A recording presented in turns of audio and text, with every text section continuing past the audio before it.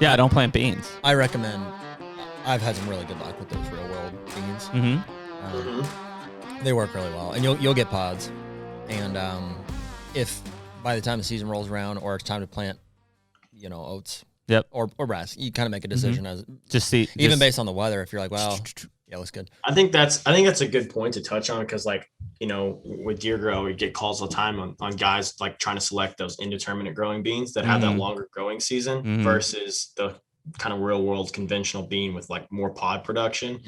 And they're like trying to question what that is, or where, for like Ohio or like Kentucky on your lease, like an eagle bead might be really good if you're trying to do some velvet. Mainly because I've got green, forage early in the season, and you can hold those deer on somewhat of a summer pattern. At the end of the day, though, if you have the choice, and this for anyone, and I've done it, is you need pods. Well, I've done both. You can have the double crop factor still. Exactly. And those eagle beans might not turn fast enough to be able to, because I always do it even on the shaded out lands.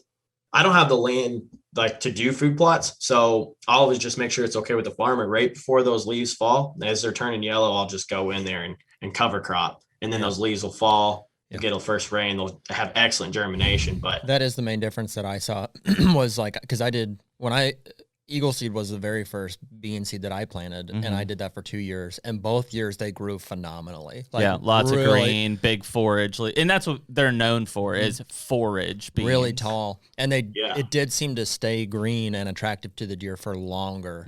Yeah, once they start to turn. Yeah, almost into mid-October, these things were green. But then once that, they're nothing. There was almost nothing.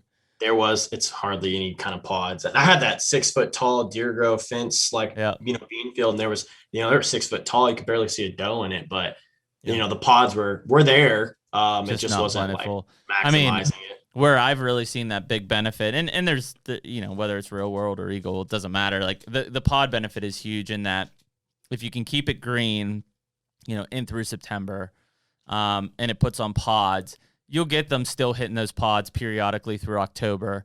That second week of November and later, they really start to pow onto those things. And then particularly in the late season. Then what I really like about them is if you have enough pods, February and March, when the hardest times, snow's falling and stuff, that structure is still standing with bean pods on it. And that's a hell of a source of food for those deer in that tough time.